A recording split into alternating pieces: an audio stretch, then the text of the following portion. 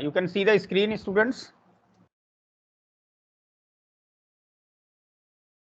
Yes, sir. In the last class, I have introduced the concept of most powerful test, the monotone likelihood ratio, family of distributions. And then I mentioned that if the family of distributions is having monotone likelihood ratio, then we can derive the uniformly most powerful test for one-sided hypothesis testing problems. One-sided alternatives are there. And then I also mentioned that in the two-sided alternative problem, it is not, sometimes it may not be possible to find out the best test or the uniformly most powerful test. And in that case, we go for the unbiasedness concept in the testing of hypothesis problems also. So I introduced what is an unbiased test. That means if the power of the test is less than or equal to a pre-specified constant, the size of the test is less than or equal to a pre-specified constant, and the power is always greater than or equal to that particular constant. And then I mentioned that it is possible to find out the most uniformly most powerful test in the class of unbiased tests for two-sided testing problems. And I gave you a specific test for the parameters of normal distributions. So if we are testing for the mean of a normal distribution, if we are testing for the variance of a normal distribution, then we are having the uniformly most powerful unbiased test. And I have given you the specific forms also that should be used. That means if a given data set is there from a normal distribution, then if the test is about a mean, then what should be the test, and if there is a test about the variance, then what should be the answer, that you can find out based on the data and the tables of respective normal distribution or t distribution or chi-square distribution, etc. So do you have any questions in that regard till now?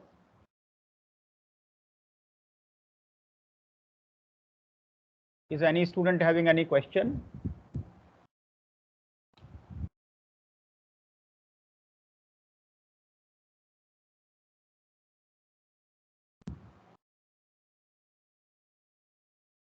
No, sir.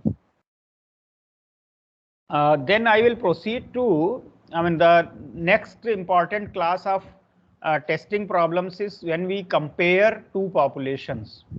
Okay, so if I have two binomial distributions, I want to compare the proportions. If I have two Poisson distributions, I may like to compare the rates. That means lambda 1 is equal to lambda 2 and so on.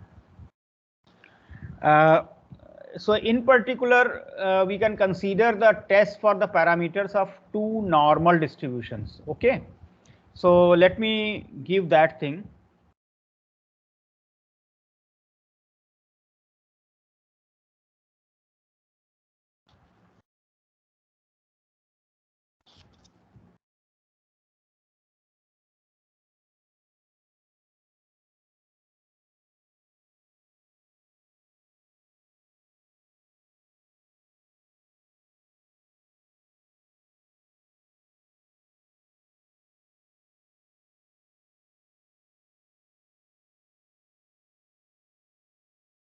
So let us specify the problem. Let x1, x2, xm be a random sample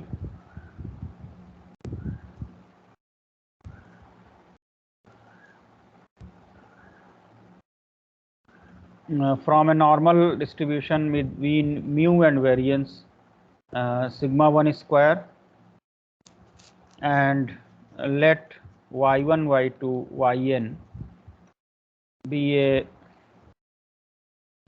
random sample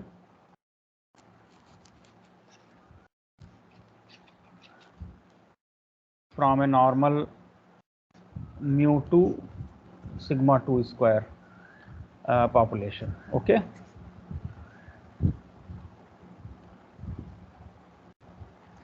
So the testing problems can be comparison of mu1, mu2, comparison of sigma 1 square, sigma 2 square, or in general any parametric functions from these two distributions. So we will consider specific problems. So first part, let me consider comparing means. Okay.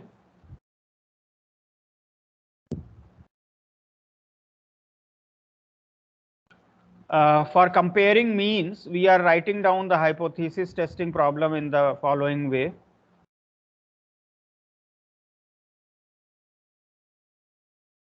We can put it in different ways. So I will put here, say mu1 is equal to mu2 against, say, mu1 is not equal to mu2. This could be one problem. Okay. Another problem could be in this particular fashion. Mu1 less than or equal to mu2 against mu1 greater than mu2. And another way could be that mu1 is greater than or equal to mu2.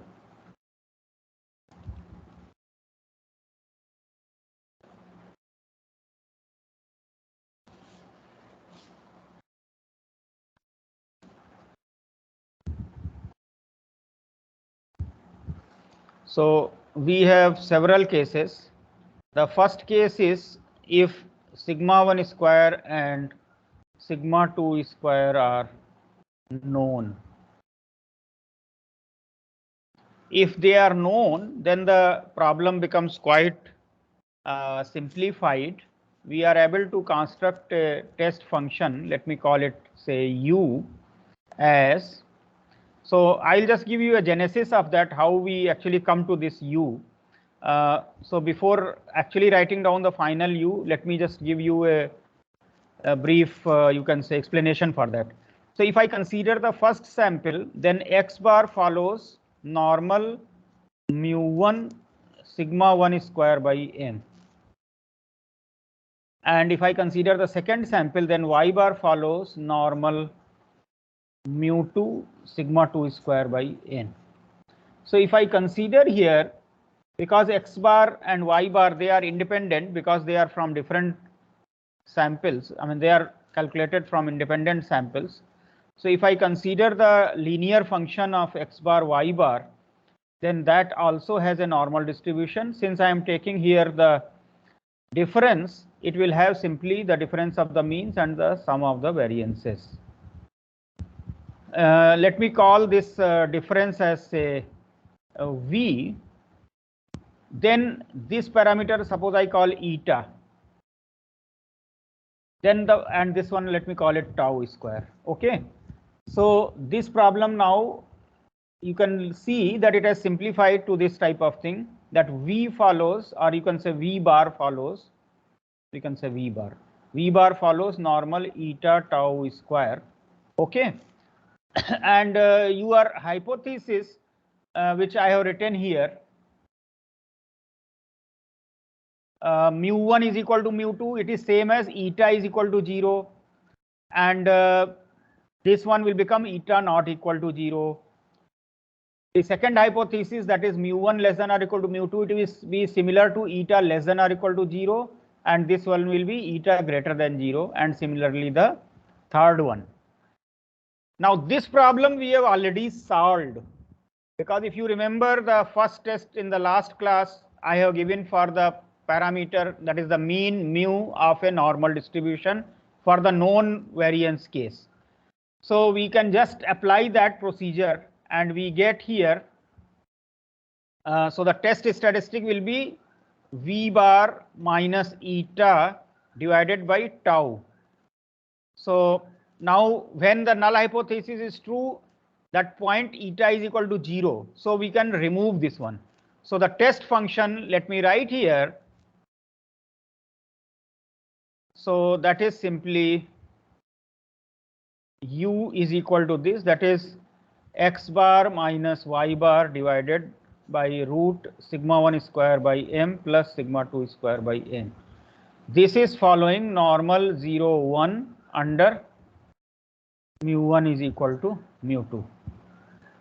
So we can just make use of this for the testing purpose, and we keep the size as alpha.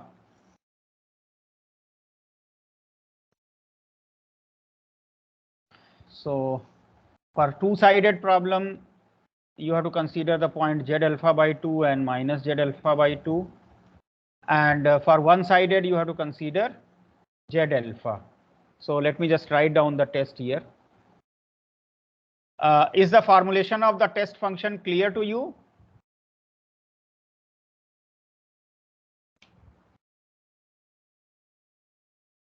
Did you follow the formulation of the test function?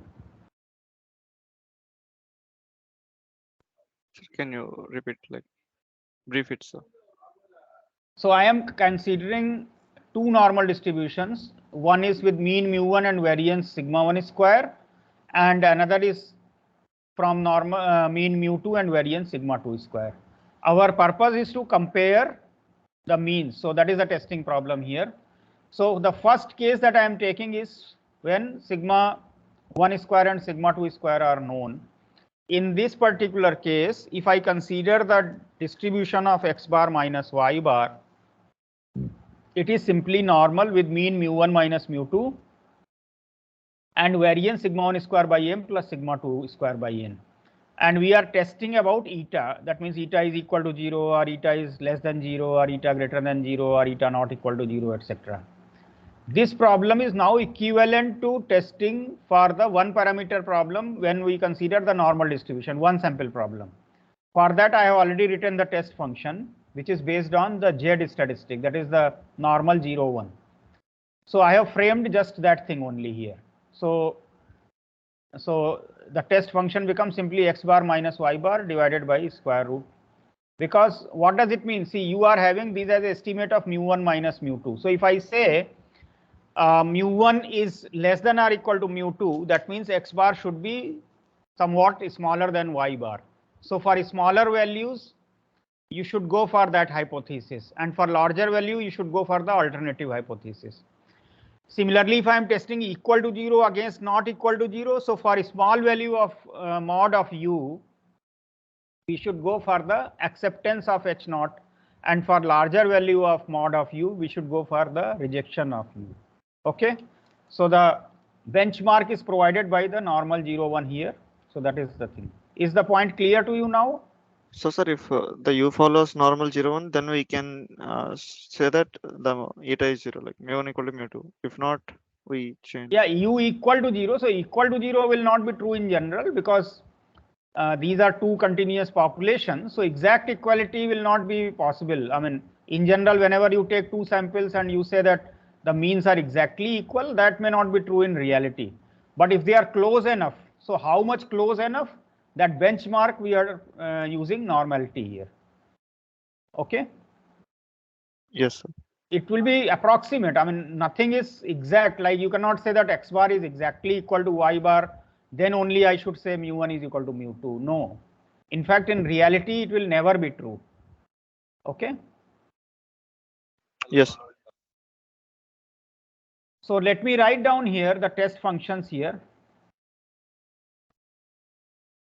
For testing problem 1,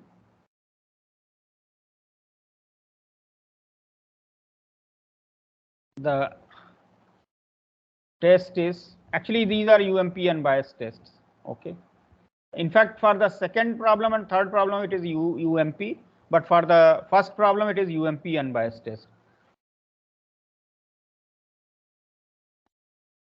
See, the full derivations of these test functions I am not doing here, because that will take a lot of time. And in this course, we don't have that much liberty to go for the detailed proofs, because the timeline is very short. Your semester itself is shortened. I don't know why. It is, I think your exams are given from 6th itself, 6th or 7th. So I don't have actually classes now. Only tomorrow and then next week, only 2 lectures. That too, I should not teach a lot of things, because then you will not be able to cover that. Has any date been given centrally for your exam? 7th April. For this particular, this one? They only give the slot, they didn't give the individual dates. So for this course, the slot is on 7th? Like, no, they just said the exams will be held from 7 to 30. They didn't say which is when. Yeah, I don't know. I mean, I received some different things. Earlier, they have asked us to give the question paper. Now I saw another email which says that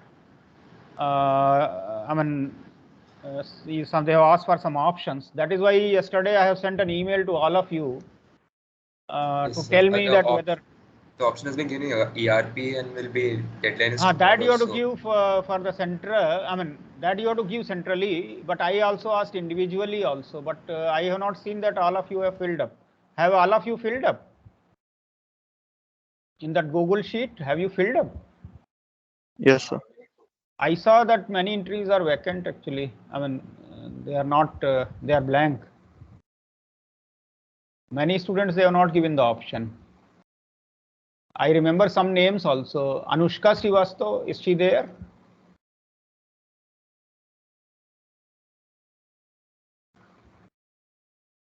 Sriram? I think these students, they just put it on and they go to sleep or something.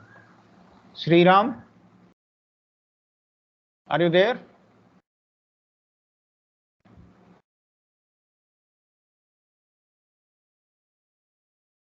Because many of these students, they have not given the option. Vishal Ravipati?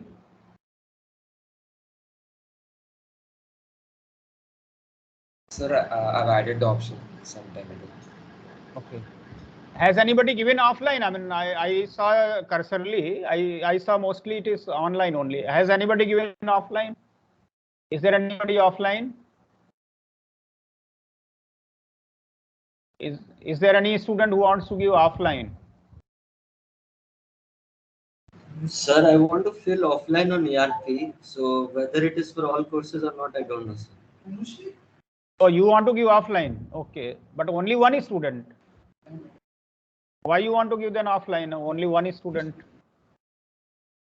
No, sir, but if, on ERP, it's not that I can choose for courses. It is like for all or.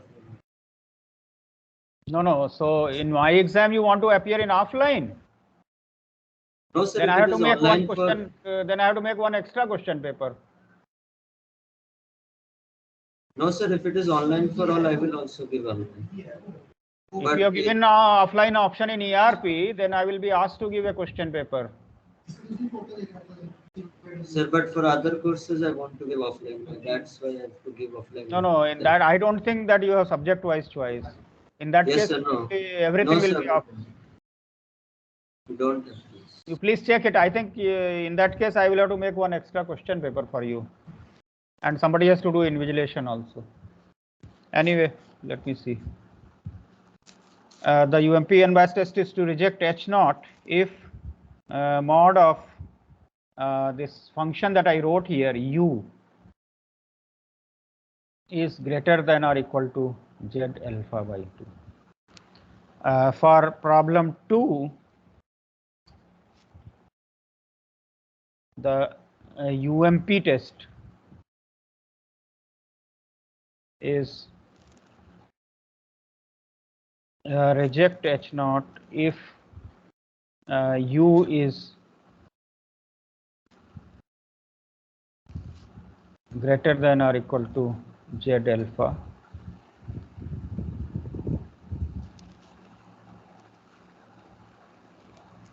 And for problem 3, the UMP test is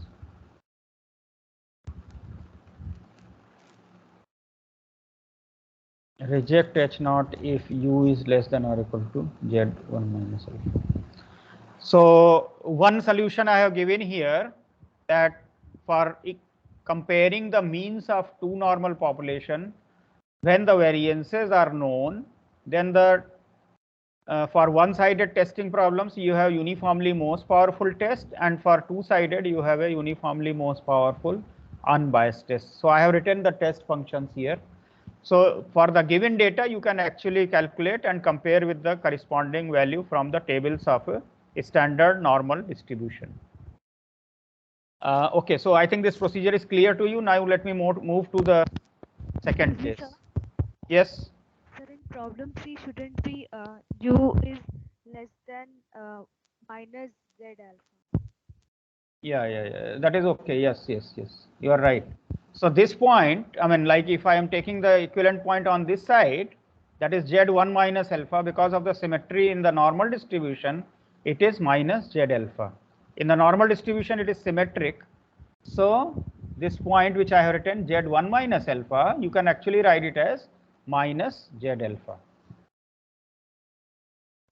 Is that okay? Yes, sir. Now let us consider the second case. Sigma 1 square is equal to sigma 2 square is equal to say sigma square, but this is unknown. Okay. So this is another kind of possibility that the variability of the two distributions is same, but it is not known what is the variability. And we want to test the same thing. That is the problem number 1, 2, and 3. Okay. These problems I am considering. So I am not repeating the problem here, just same problems are there, but now this test function I cannot use because here sigma 1 square, sigma 2 square is appearing here. So I have to use certain estimator there. So I will give you that here. So let us look at the theory that we have done. If I am considering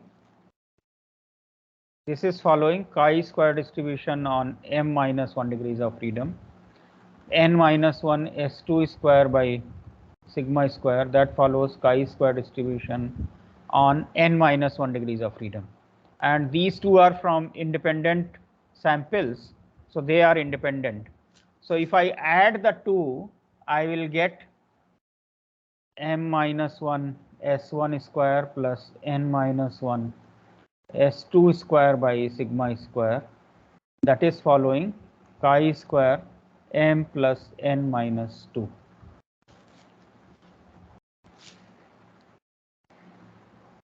So we define sp square as m minus, that is the pooled, sp square means pooled sample variance, that is m minus 1 s1 square plus n minus 1 s2 square divided by m plus n minus 2.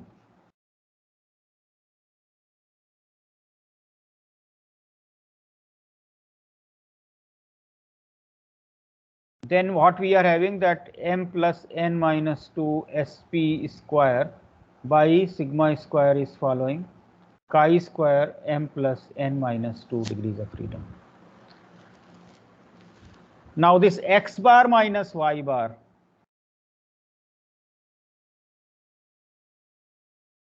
x bar minus y bar is following normal distribution with mean mu1 minus mu2 and variance. Now here sigma 1 square and sigma 2 square are common, so I will replace that thing.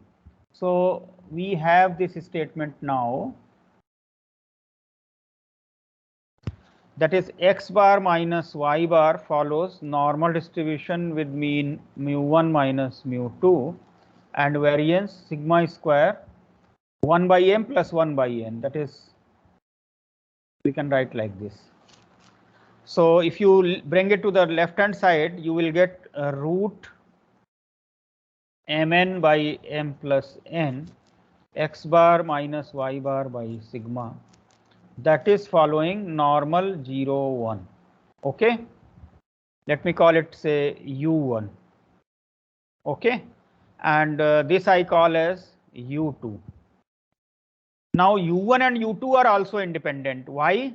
Because in the sampling from normal distribution, the sample mean and the sample variance are independent. Therefore x bar and s1 square are independent, y bar and s2 square are independent. Now sp square is consisting of s1 square, s2 square, and u2 is framed from there, and u1 is consisting of x bar and y bar. Therefore u1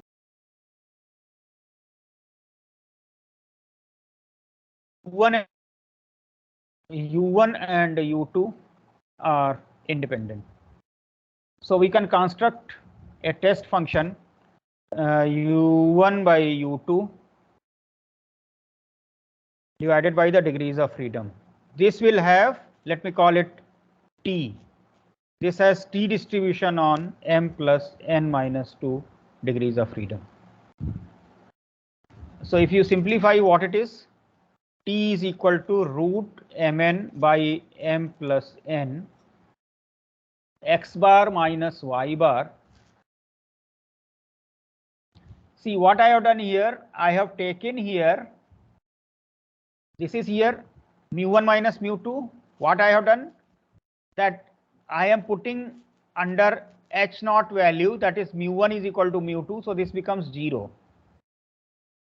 Now this is the advantage of the testing problem. In general, this is not true. This is for testing problem because we want to calculate the size of the test under h naught value. So this divided by SP,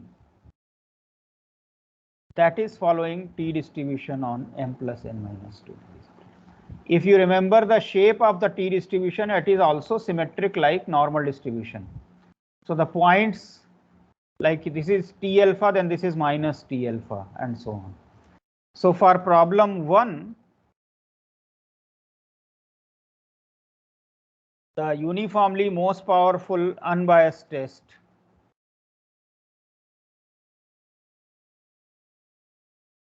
reject H naught if mod of T is greater than or equal to T alpha by 2 m plus n minus 2.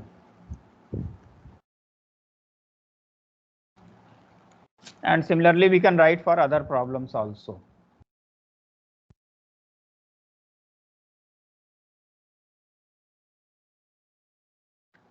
In this case, because it is a 2-parameter situation, because other parameter is also appearing, all the tests will be UMP unbiased. Okay. In the case when sigma square, sigma 1 square and sigma 2 square were known, in that case, for 2 problems I was getting UMP test, and for 1 problem it was UMP unbiased test. But in this particular case, because sigma 1 square and sigma 2 square are unknown but equal, of course, in this case all the tests will be UMP unbiased only. We will not have UMP tests here.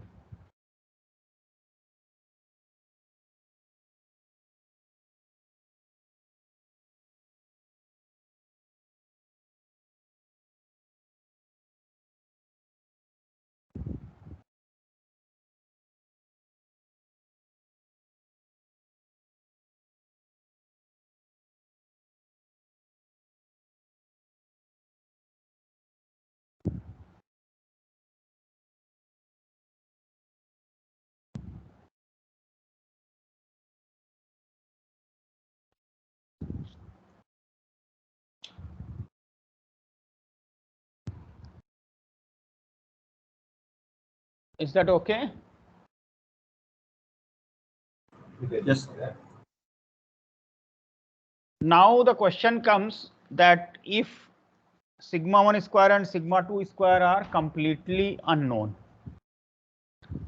Unfortunately, in that problem, there is no exact test. Okay, so let me mention that here.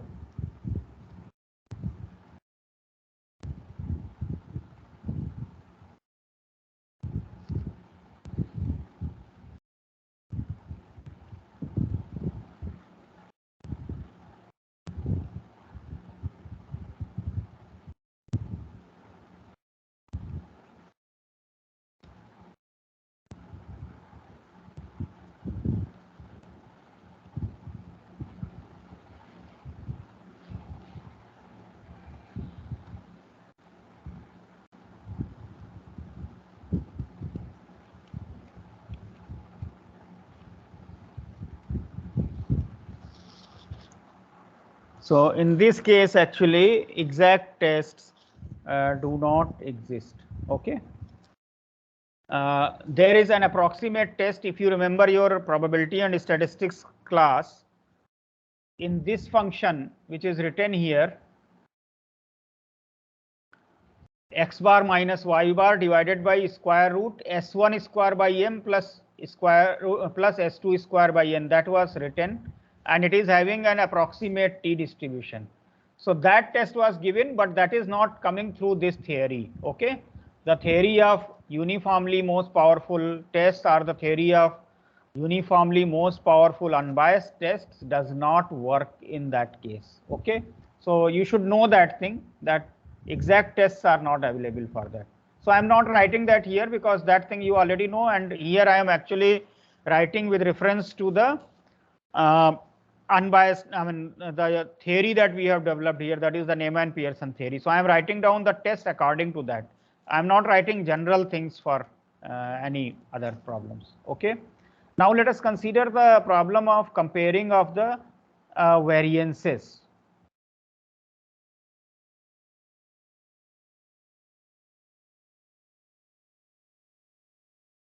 For the comparison of the variances, we can have again the testing problems. Let me mention it here. Since I wrote 1, 2, 3 as those problems, let me write here 4, 5, 6. So sigma 1 square is equal to sigma 2 square.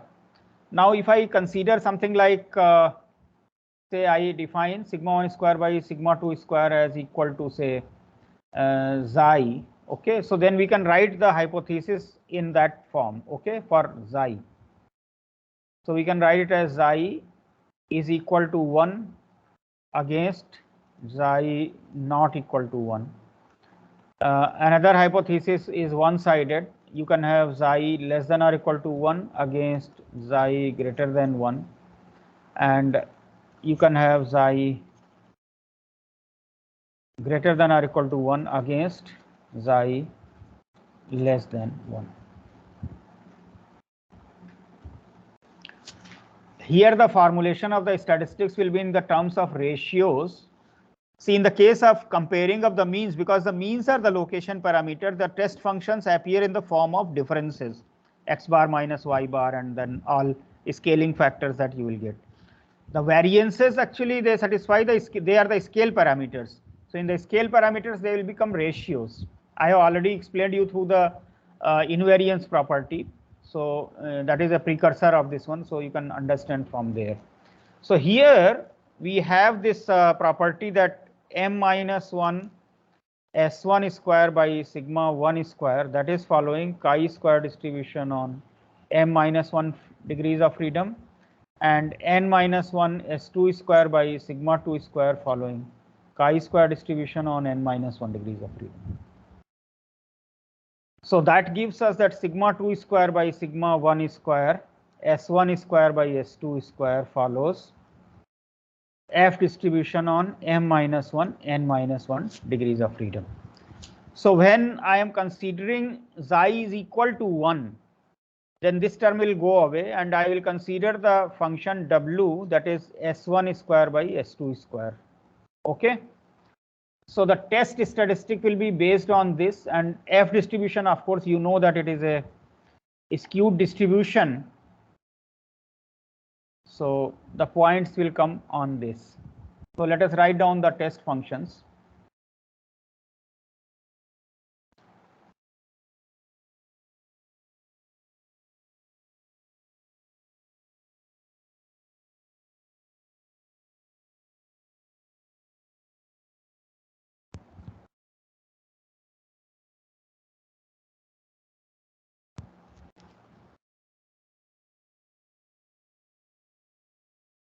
So it is w is less than this f on 1 minus alpha by 2 m minus 1 n minus 1, or w is greater than f alpha by 2 m minus 1 n minus 1. There is a difficulty in looking at the tables of the f distribution, therefore one simplified solution is proposed. Rather than looking at a fixed ratio like s1 square by s2 square, see, in a given problem, when you calculate the values of s1 square, s2 square, so either s1 square will be greater than s2 square or s1 square will be less than s2 square. So what we do, we look at the larger ratio. So the larger value we put in the numerator, so that the ratio, that is s1 square by s2 square or s2 by s1 square, the ratio will always be greater than or equal to 1. If that is so, then you compare only on one side, because there is no need to look at both the sides of the same table. One side is enough. This is because of the reciprocal nature of the f distribution, which you know that if f has a if w has a f distribution on m and n degrees of freedom, then 1 by f also has a f distribution on nm degrees of freedom. So only the degrees of freedom are interchanged. So we can utilize that thing, and there is no need to write a fixed one. So if you write it as S2 square by S1 square, then it will become n minus 1, m minus 1. Just that change will be there. Anyway, I have given you the full description here. For problem 2,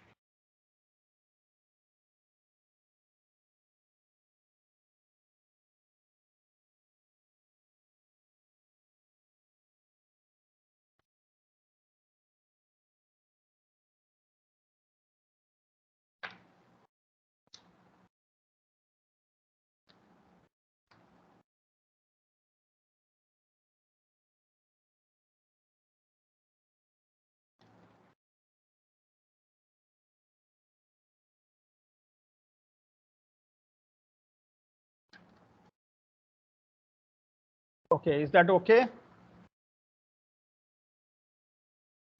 Is this clear to all of you?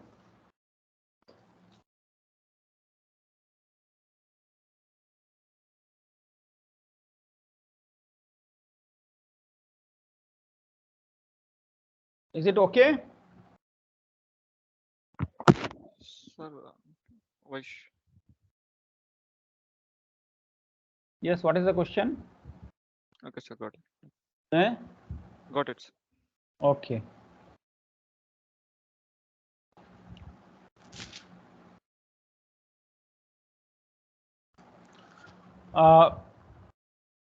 Similarly, one can derive the test for the parameters of binomial distribution, Poisson distribution, gamma distribution, exponential distribution, etc. All the things can be derived by using this theory. This theory is actually very extensive and generalized theory, and it can be implemented for various things.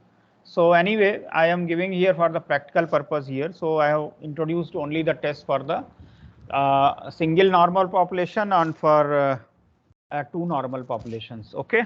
However, testing of hypothesis is a very exciting area of research work. A lot of students and a lot of researchers, they are actually working on testing problems in more complex situations. So like if in place of two normal population, you have k normal populations and we want to compare the means. So again, there can be several cases that the variances are known, the variances are unknown but common, and the variances are unknown and unequal.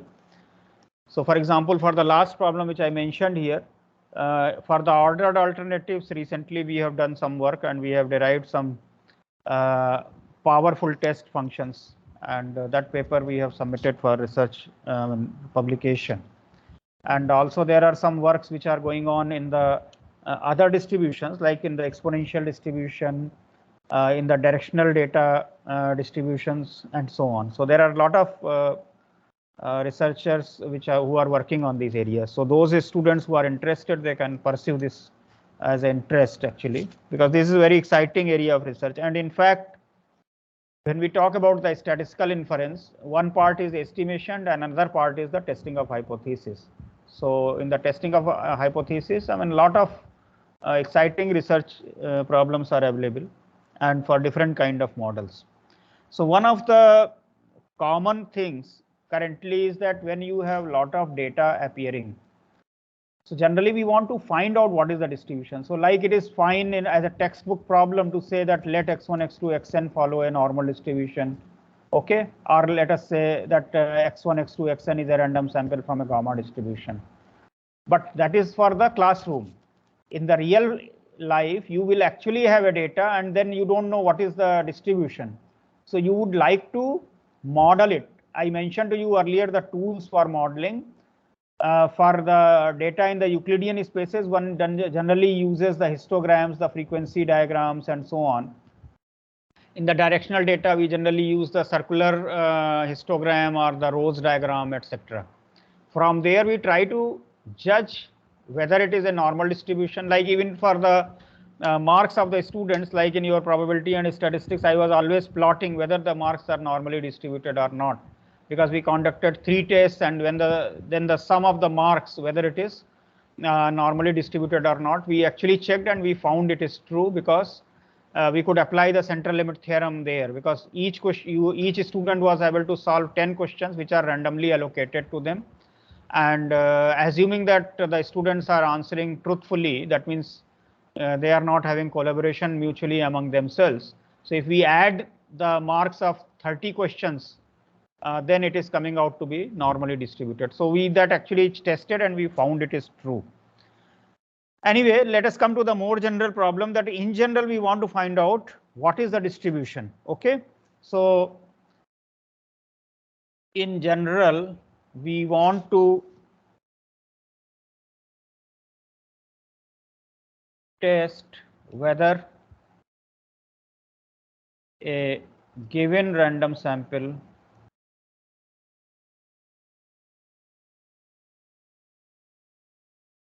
is from a certain distribution.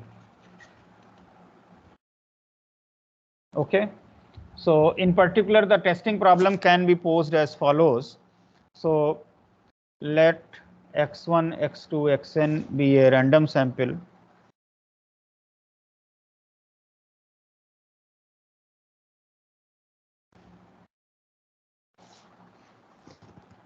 from a population, say fx.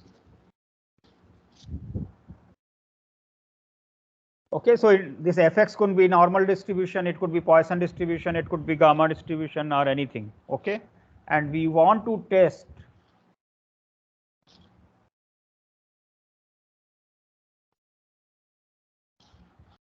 h naught, that is fx is equal to f naught x for all x, against h1, that it is not equal for some x. Okay, here there can be two possibilities. One possibility is that f naught is completely known to me, like if I say whether it is a normal distribution with parameter 0 and 1, or it is a binomial distribution with p is equal to half. So that is one possibility, and we want to test that the data whether it is coming from that completely specified distribution. Okay, so for testing such a thing, what we do, we divide the range of f naught into k mutually exclusive and exhaustive intervals.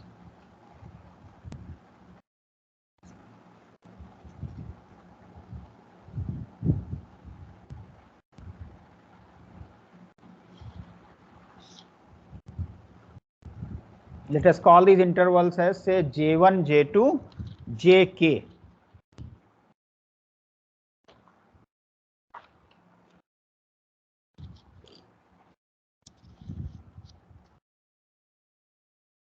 Let the theoretical probability of the interval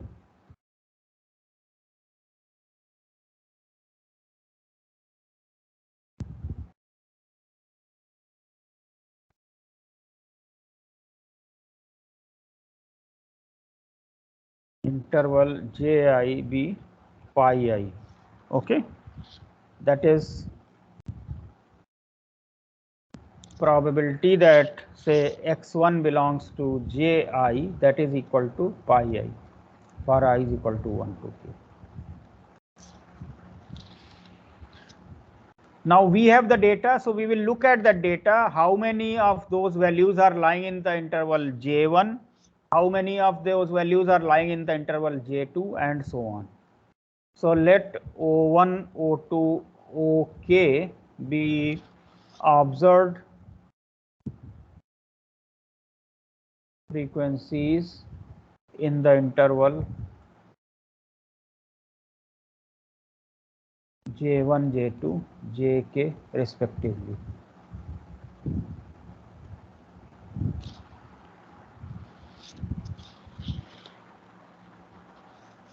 So actually this O1, O2, OK will have a multinomial distribution.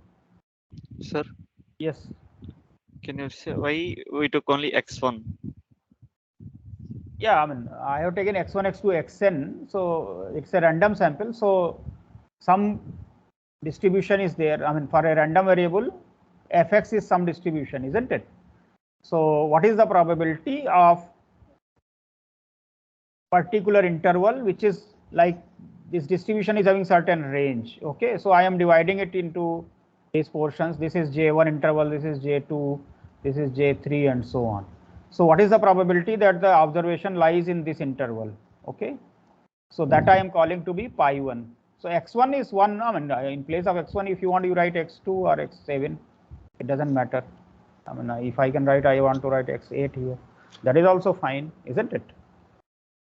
What is the probability of that interval? Theoretical probability. Sir, like if we are finding probability, shouldn't we consider all the sample? That is the observed frequency that I am writing now, that out of x1, x2, xn, how many of them lie in J1? That number is O1. If how many of them lie in J2, I call it O2. How many of them will lie in Jk, that I call OK. This is the theoretical probability. That means if I am assuming the distribution capital F naught, okay, then what is the probability of that? Okay, that is probability of x belonging to Ji. Since I did not write what is x, so I wrote x1, x2, xn. So I am writing any x belonging to Ji. That probability is pi I. So if I am considering the vector of this observed frequencies, then that will have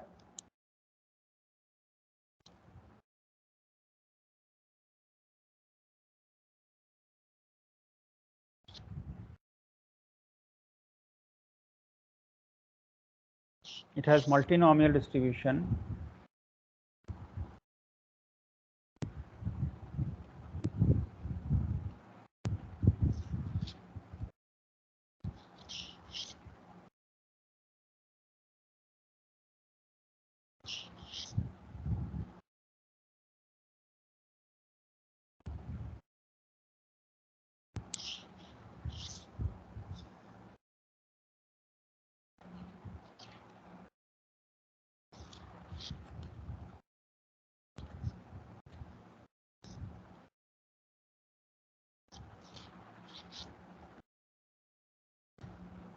So this is a multinomial distribution.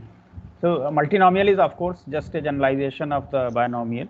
Binomial is having only 2 categories. Here you have k categories.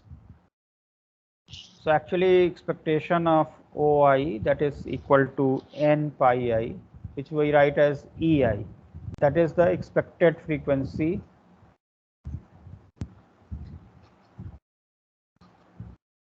of Ji.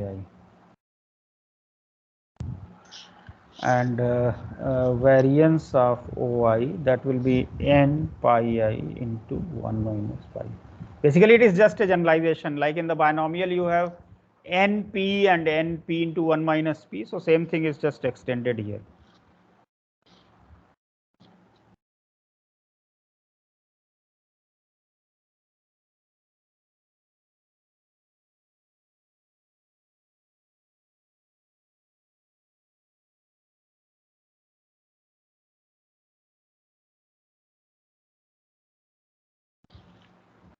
So then it is actually shown that if I consider a function, say w, that is sigma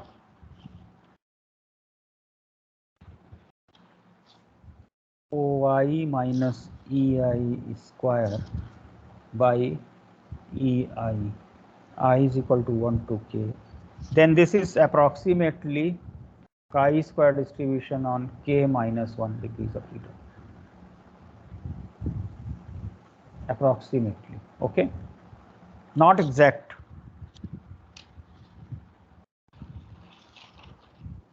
So EI is n pi I, OI that we have already written, that is the observed frequency.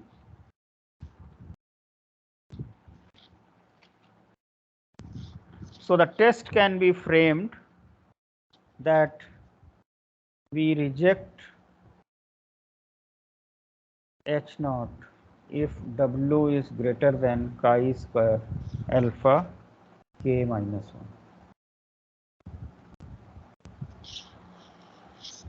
1. This W has an alternative representation also, that is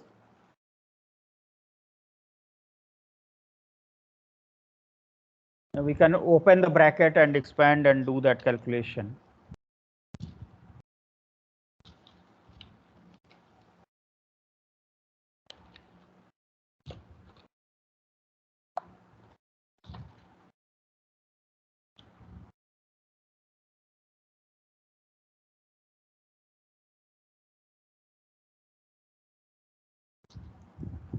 Let me give you an application of this one. So we have a random number simulator.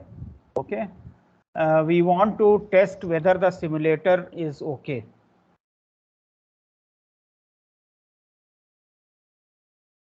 We want to test whether a random number simulator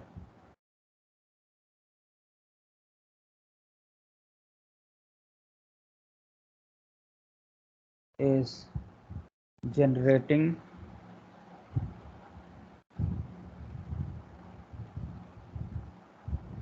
uniformly distributed random numbers.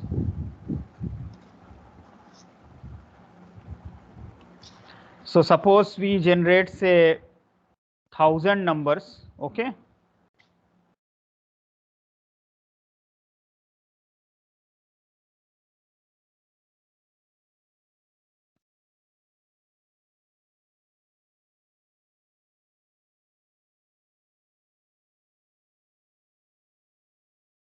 see if you have, like for example in your system you have rand function and so on. So the upper limit of the random numbers, it will depend upon the machine type. So for example, it could be 2 to the power 32 minus 1 or 2 to the power 64 minus 1, depending upon the machine that you are using. So suppose 1000 numbers are generated and scaled to interval 0 to 1. Okay, we will scale it to the interval 0 to 1.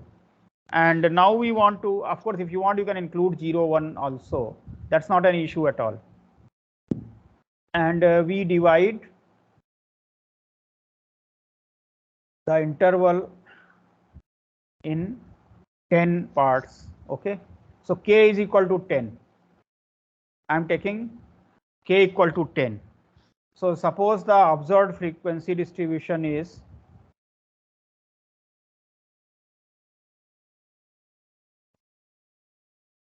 so just let me give this table here.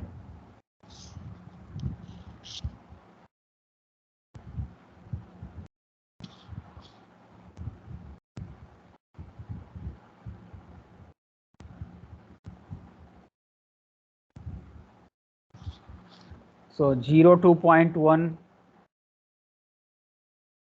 then 0.1 to 0.2, 0.2 to 0.3, 0.3 to 0.4, 0.4 to 0.5, 0.5 to 0.6, 0.6 to 0.7, 0.7 to 0.8, 0.8 to 0.9, and 0.9 to 1. Okay. The observed frequency of 1000 numbers that I generated, 112 fall in the first interval, 101 fall into the second one, 94 in the third one, 99, 108, 93, 94, 100, 104, and 95. The expected frequency in each interval is 100 only, because the probability of each interval will be 0.1. So 0.1 into 1000, that will give you 100. So if I calculate, that means we want to test that here f naught x is uniform 0, 1. Okay, so we want to test whether the distribution is, whether they are actually following uniform or not.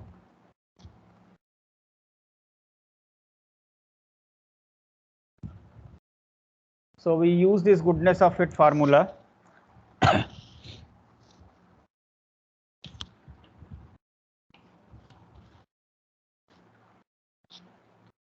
This function which I wrote w, that is sigma oi square by ei minus n, that is equal to your 112 square by 100 plus and so on, plus 95 square by 100 minus 1000. So we can just calculate it is 3.72. If I look at the chi-square value on k minus 1 degrees of freedom, that is here 9 degrees of freedom, and I take say 0.05. So on 9 degrees of freedom, you can see from the tables it is 16.91. So you can see that W is less than this. So we go for H naught. Actually, it is not falling in the rejection region. W is not greater than this. So the random number generator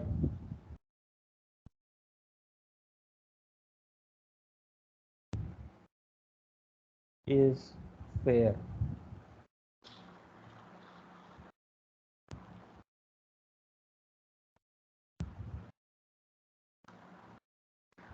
Okay, so I hope this example is very clear to all of you.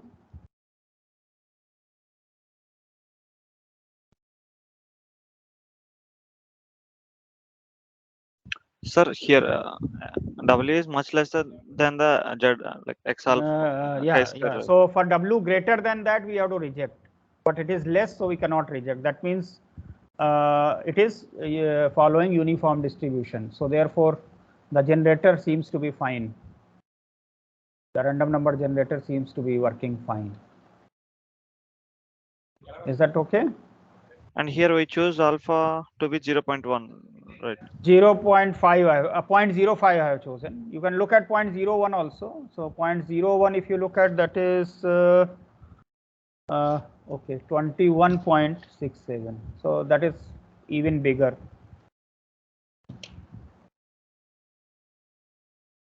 So here also same outcome will be there. So, sir, is there any logic choosing in alpha? So actually there is a concept of p-value. See, for the classroom purpose, I have to take something like 0.05 or 0.01. But in the reality, nowadays in the software package, actually they can calculate the p-value. That is the lowest value for which this will be rejected actually. So we find that, so if p-value is fairly small, then it means that the hypothesis will be rejected. But if p-value is not small, then it means that the hypothesis is going to be accepted. So that is the thing. But it's fine. I mean, like I have just taken a problem here. So probability of type 1 error, certainly you have to keep under limit. I mean, you can't keep 0.5 or say 0.3 as the probability of type 1 error. So 0.05, 0.01, they are fairly small. But in the medical problems and so on, we take even smaller, like 0.001 and so on. Okay. Okay. Now the second case occurs that the distribution may not be completely specified. So case 2, you have f naught is not completely specified. What is the meaning of not completely specified? That means it may have some parameter, and that parameter we don't know. Like we say that it is normally distributed, but we don't know the mean and the variance and so on. So in that case, in this case, we estimate the parameters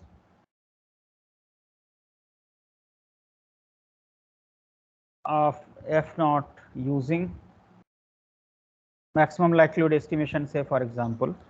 So in that case, in place of pi I, so we have pi I head, and then of course EI head is equal to n pi I head. Okay, this is the expected estimated frequency. Expected estimated frequency. Okay, so in place of EI, I have to use EI head. Now suppose there are one parameter, there can be two parameters and so on. So in the degrees of freedom, earlier I took k minus 1, you have to actually subtract the number of parameters. Okay, so it will become k minus 1 minus say p, if I have p number of parameters appearing there.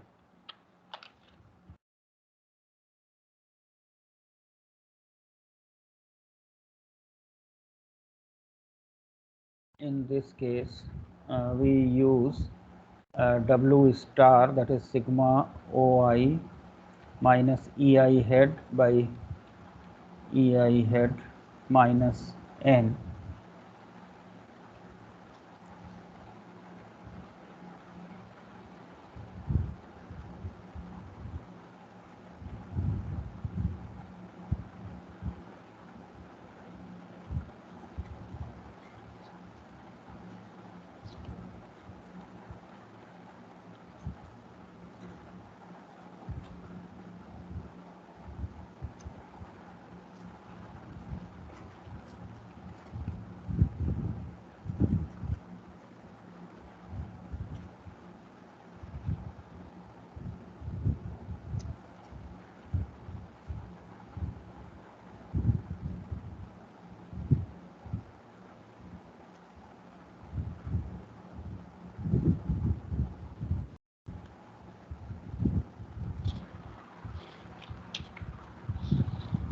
Let me give one example of this also.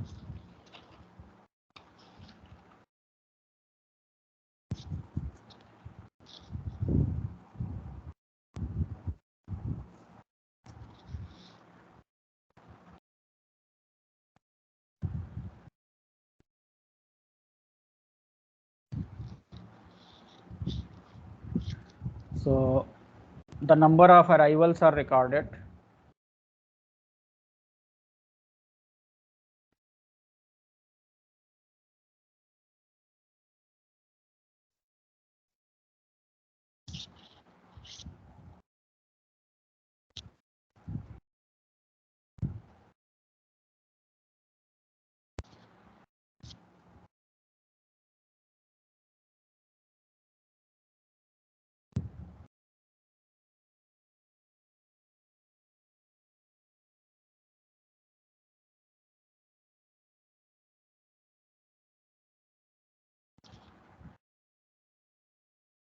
Okay, so this is frequency distribution is given like this.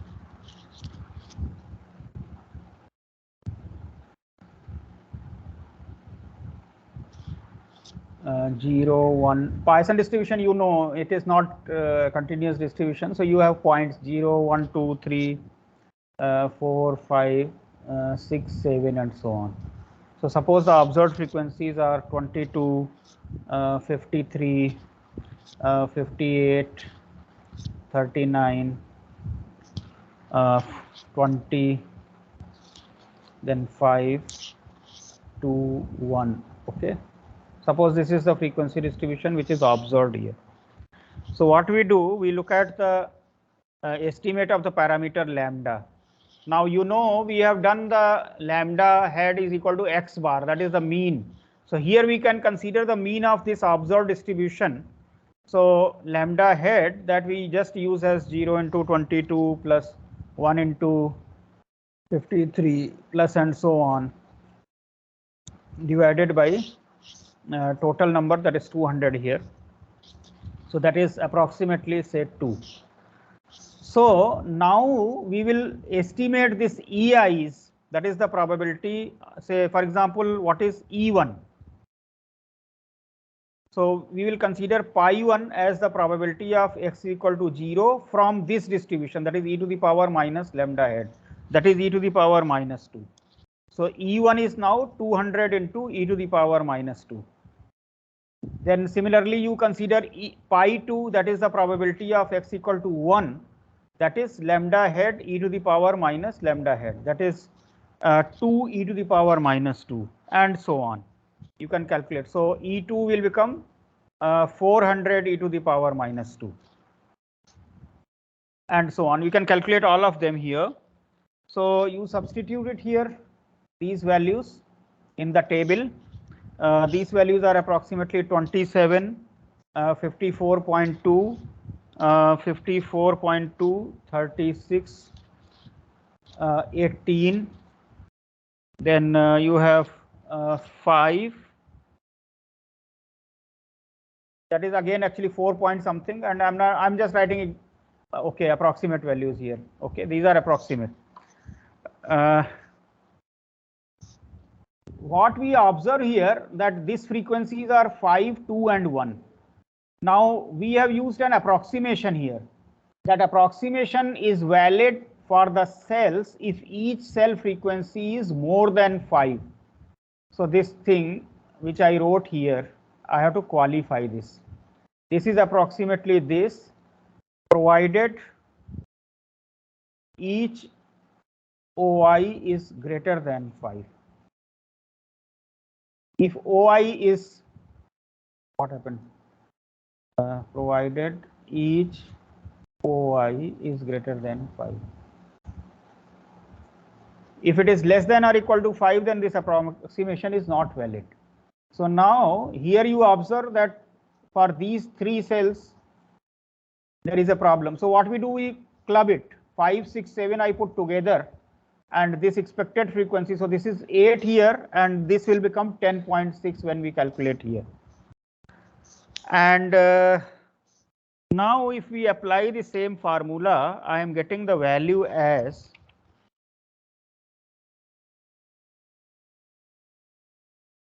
this W star, that value turns out to be 2.33. And you have to compare with chi-square value on k minus 1 minus p. So how many intervals are there? 1, 2, 3, 4, 5, and this is I have put as together 6. So total number of intervals is only 6 here. So I have to look at this chi-square 6 minus 1 minus 1. So that is becoming chi-square 4. And I have to look at the value at 0.05.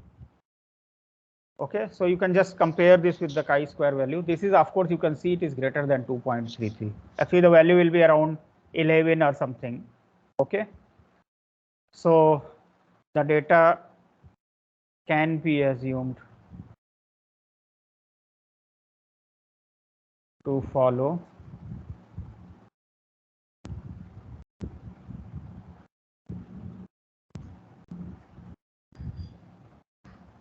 Poisson distribution with mean 2.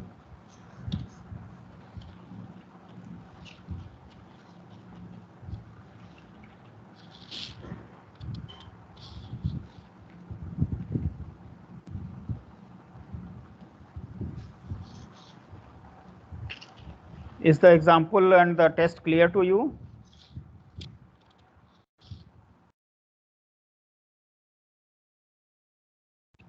Yes.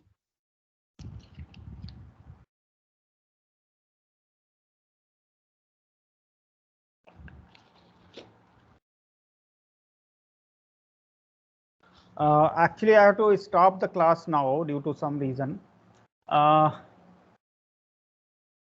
Actually, in the testing part, we are having real applications. That means the given data set, you should be able to check whether a particular hypothesis is to be accepted or rejected. So I have given you examples of the normal distribution problems. I have just now given you testing for the goodness of it also. So I will give you some problem set now, maybe just after half an hour or so. I will give you one problem set. You please solve those problems. Okay. And in tomorrow's class, some of those problems we can actually discuss. Okay. I don't want to cover more in this course right now because the time is very little now. I mean, I think I have only 2 classes left.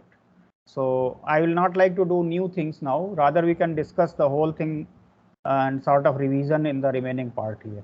Okay. Do you have any questions? Sir, will the syllabus for second exam will be from the exam after the first exam, right? After the first exam, right. Yeah, before the first exam, I will not ask those things. Okay. But of course, some of those concepts will be used.